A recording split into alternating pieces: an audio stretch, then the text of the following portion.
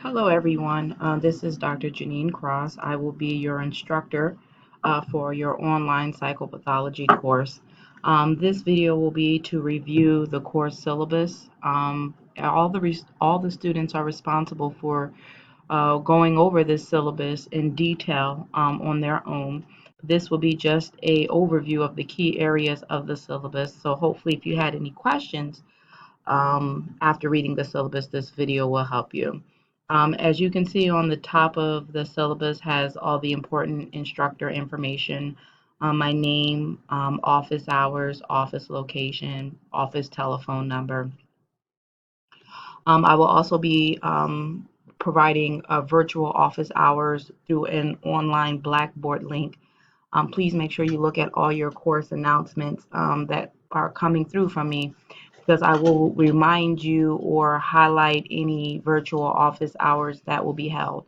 This will allow you to click online in order to speak with me rather than having to feel the need to come into the building to see me. However, I am on campus regularly, so if you are on campus and want to stop up and talk to me, you can do that as well. The first part goes over the course overview, and it really lets you know the nature of the course as well as the prerequisite course that you are supposed to have before taking this course. The important piece of the prerequisites is that they help better prepare you for the intensity and rigor of this course. The Black perspective is also listed here. And as you all know, through your work here at Howard University, this is our guiding philosophy for the School of Social Work. And so we do weave this perspective through all our courses, including psychopathology.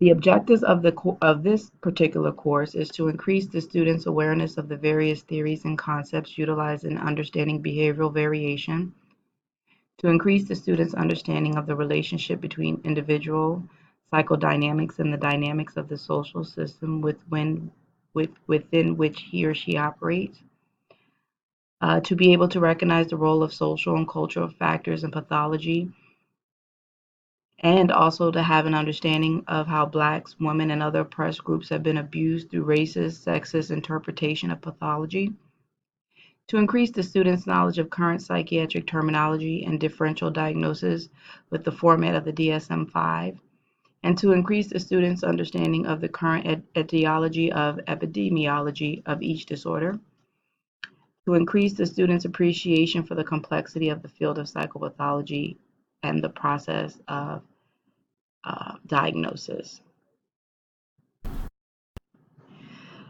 Again, this course has a lot of expectations, and we cover a lot of content in this course. But by always referring to the course objective, it keeps you aligned in what we're trying to do. Again, the main thing is to increase your understanding of psychiatric terminology and to get you familiarize yourself with the DSM-5.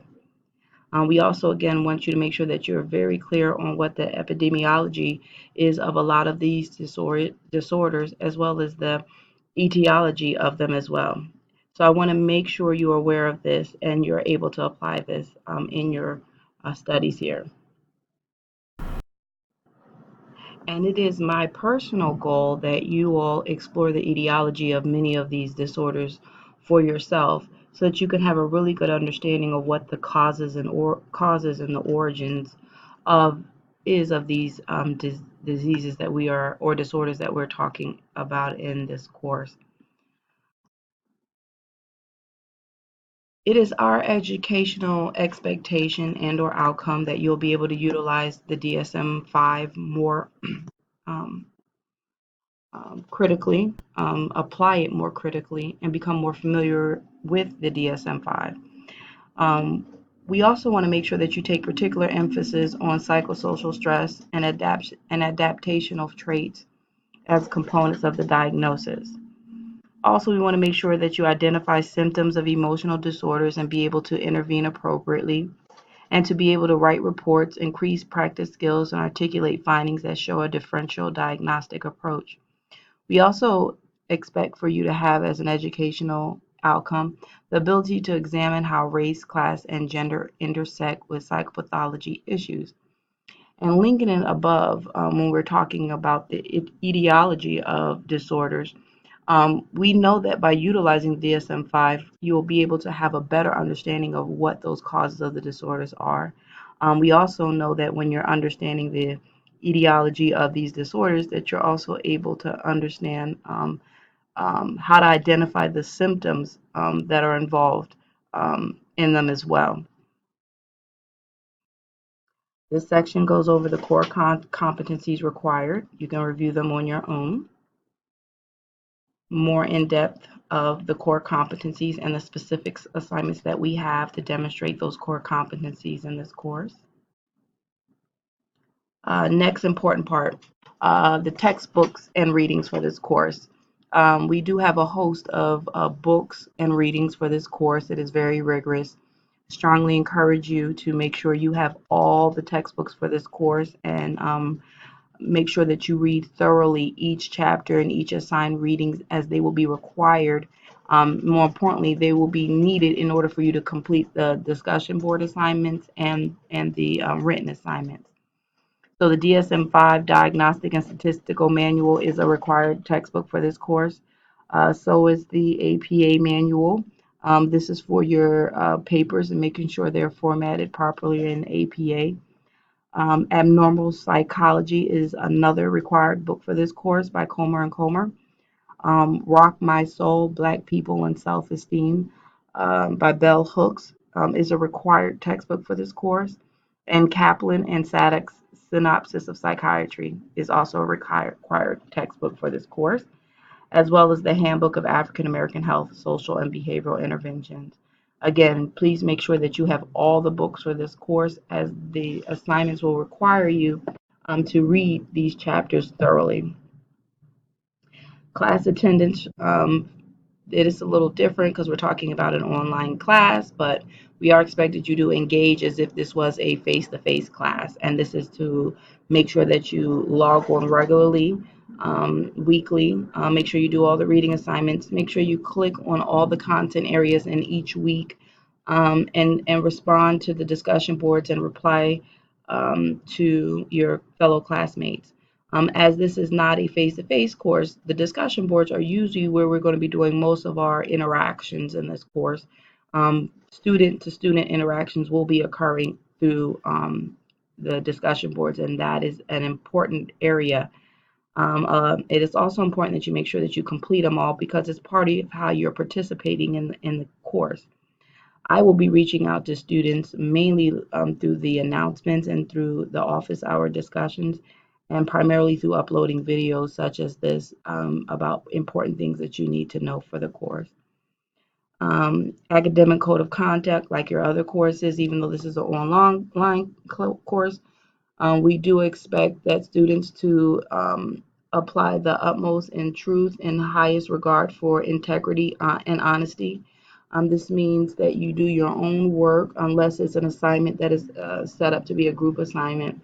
You're expected to submit your own papers and not submit other people's papers or work on individual assignments with other people. Now, it's okay to talk about assignments and share resources, but you are expected to do your own work. There is no place for dishonesty in academic environments, and students who are caught being dishonest in their work or their contribution will be disciplined according to the student handbook. Special student service information is here. The most important thing is, if you have a special accommodation, please make sure you contact the following office, the ADA Regulation Office at 202-238-2420. We have a designated faculty person by the name of Dr. Cynthia Harris. She'll be around at least for the next few weeks, so it's very important that you follow up with her or the director of student services. It will be transitioning to another person, but the role doesn't change, even though sometimes the person in the role may change. So if you have a special accommodation that you need put in place, make sure you contact the director of student services. Another important thing to remember is if you do need an accommodation, it will only be in effect from the time it is provided to the instructor. There is no retroactive appliance of that, and that's why it's important to get that if you need it and secure it as early as possible for all your courses. We also have a statement here on interpersonal violence, and we also have a contact number for the Interpersonal Violence Prevention Program here. Please make sure you read in detail. Um, Writing matters. We have a link here. If you need writing support, please utilize it. Oftentimes, the courses such as this is very rigorous and it moves very quickly. Doesn't really allow a lot of time to go over writing. So we provide this resource here. I will let you know if there's a concern about writing and refer you to the Writing Matters website if needed, particularly relating to the writing itself and or APA formatting, but here's the information here. Management and completion of assignments. All written work must be completed appropriately. Make sure that you're using Word documents. Some students prefer to upload PDF. Even though Blackboard does allow you to upload a PDF document, I am unable to make any comments specifically on a PDF. So if you are a student that likes comments or to see what I'm referencing specifically, I do provide general comments in the instructor feedback section of Blackboard. However, if there's a time where I want to put a specific comment in a specific area in your paper, cannot do that if you upload a PDF. So please consider uploading only Word documents. I also noticed that some students tend to use different type of other platforms, and sometimes that setting will not, the format of your paper will not show appropriately um, on Blackboard unless you're utilizing a Word document or PDF. So please be mindful, only use Word documents and or PDF. PDFs are not preferred because I cannot submit comments on that for your review. Um, Information here on mutual aid, classroom learning environment. Please make sure you review that. Class attendance. Again, this is an online program, so class attendance and participation is really measured by, are you doing your assignments? Are you doing them on time? No lateness is accepted. Are you doing your discussion boards? Are you applying them? Are you posting your original posts? Are you applying to other students' posts? That's how you be present in an online course. Again, virtual office hours will be available if you need it. Please be mindful that most of the assignments, including the discussion boards, they close after the due date.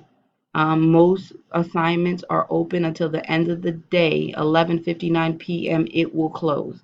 Once assignments are closed, they will not reopen for completion. So please make sure that you document in your calendars when assignments are due, or utilize the tools in Blackboard to provide you with notifications for due dates of assignments. Again, I'm going to repeat, it is very important that you submit all your documents and your online work on time, because you will only be provided with one opportunity to do that. Once an assignment is passes its due date and time, it will close and it will no longer be visible to you, and you will not be able to submit it after that point. Instructional methods from this course will be lectures via video lectures, your reading assignments, your writing assignments and discussion board, and a group presentation. Please consider peer support learning. Utilize each other's as support. Shoot emails out to your fellow classmates if you have questions. Maybe someone in your cohort understands something more than you. If both of you can't get the answer together, please feel free to email me. Please provide about 2 business days to email me when, in terms of waiting for responses. You email me on a Friday, most likely the 2 business days will be Monday and Tuesday, so you'll be hearing from me sometime on Tuesday, no later than Wednesday. So again, please provide 2 business days for responses for emails. This means that you may need to anticipate questions in advance. It is unlikely that you will email me and get a response back within 5 or 10 minutes. Hopefully, I will get one back to you within 24 hours. but anticipate about 2 business days for response. Here's the grading criteria for the course. Students who are averaging between 90 to 100% will get an A for this course. 80 to 89 will be B, 70, 79% C, 60 to 69% D, F, 60% below. For most graduate level courses, a B and above is considered passing, not a C. However, you are allowed in some courses to get a C, but it will also depend on your GPA as well. Getting a C in courses will dramatically drop your GPA. Students who have very low GPAs are at risk for um, um, academic probation. In your grade book on Blackboard, there is a course grade average.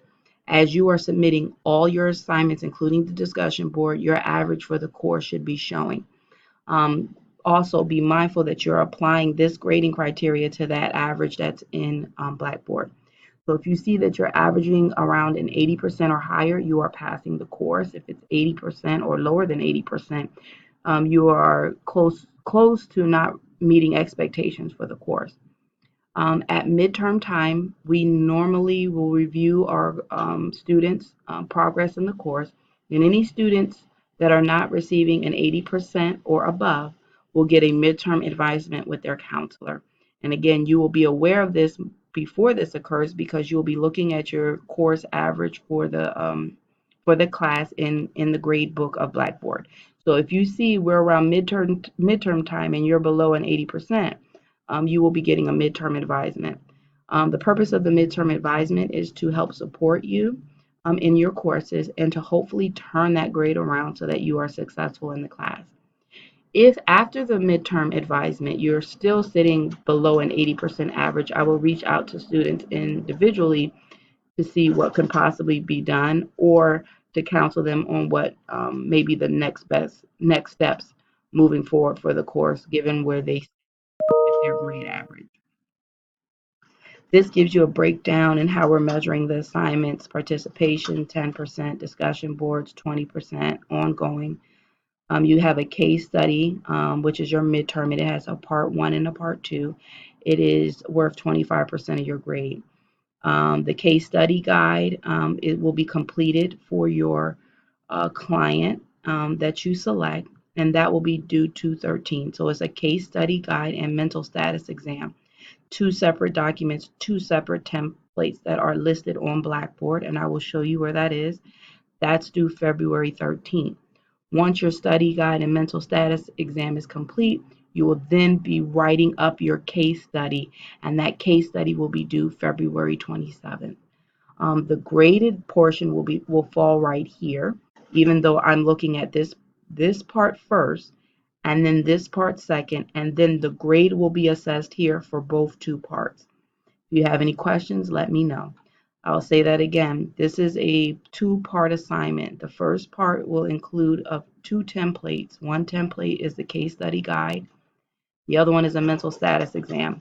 You are to identify a client from your field and complete the case study guide and the mental status exam, and submit that on February 13th.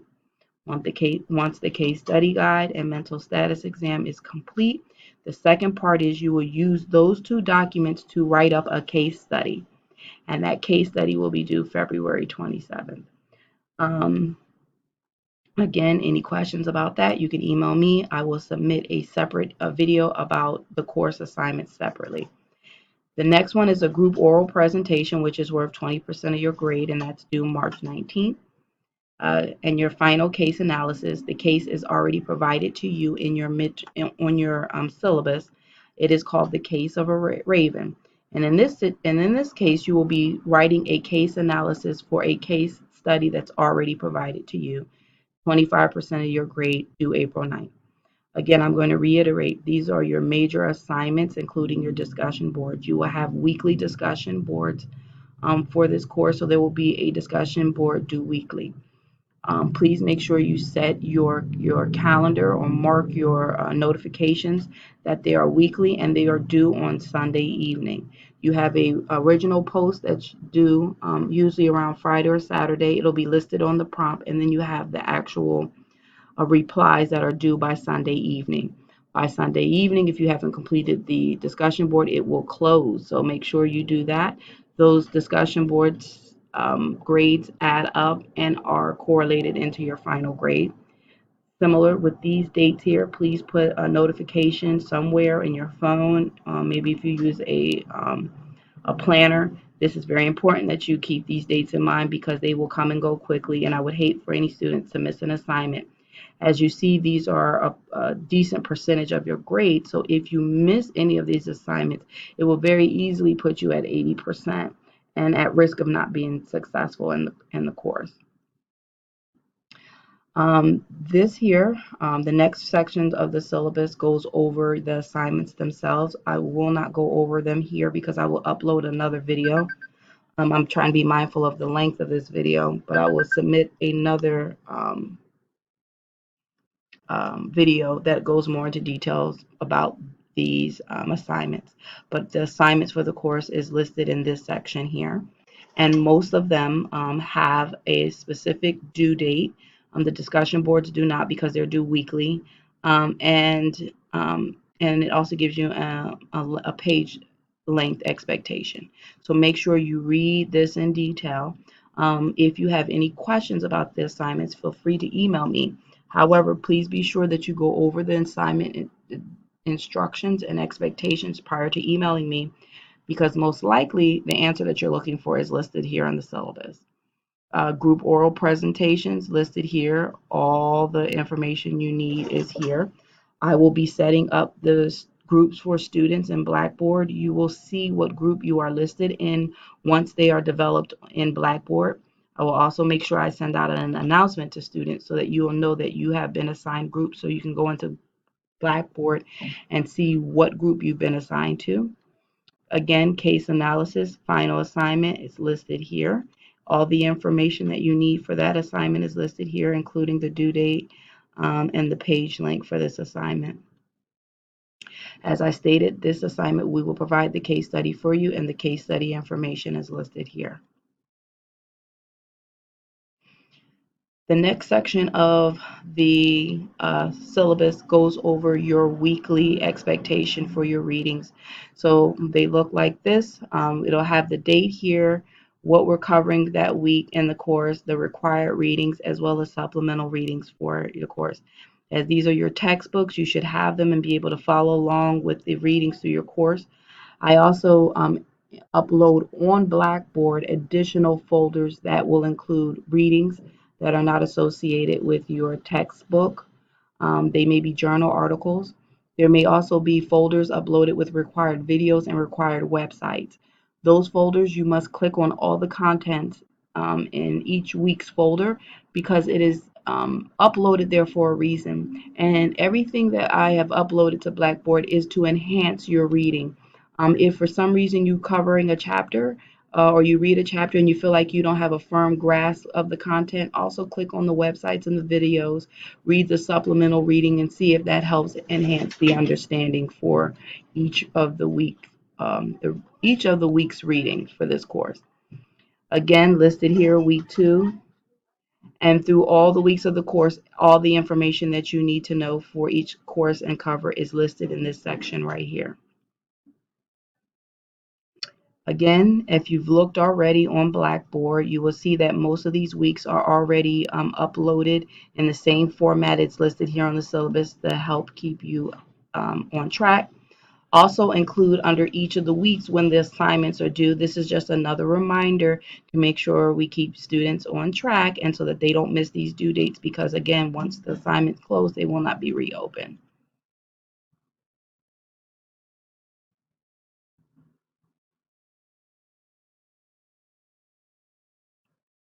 And I'm slowly moving through the weeks. And this part gives you a course calendar. I did not list the dates here. I can do it if you need to, but I think I've uh, repeated them more than a few times on the top. But this just gives you an idea of each of the weeks and a more of a breakdown where the weeks are listed here, the content we're covering here, and the major assignments are listed here. As you see, week 5 would have this assignment, week 7 would have that assignment, and so forth and so forth. So this will conclude your overview of the syllabus. I try to keep these videos a little bit shorter just for time so students can find times or breaks within their day to view them. If you have any questions about the syllabus itself, please let me know. You can shoot me an email. As stated before, I will upload a separate video that goes over the assignments in more detail. Thank you and welcome to psychopathology.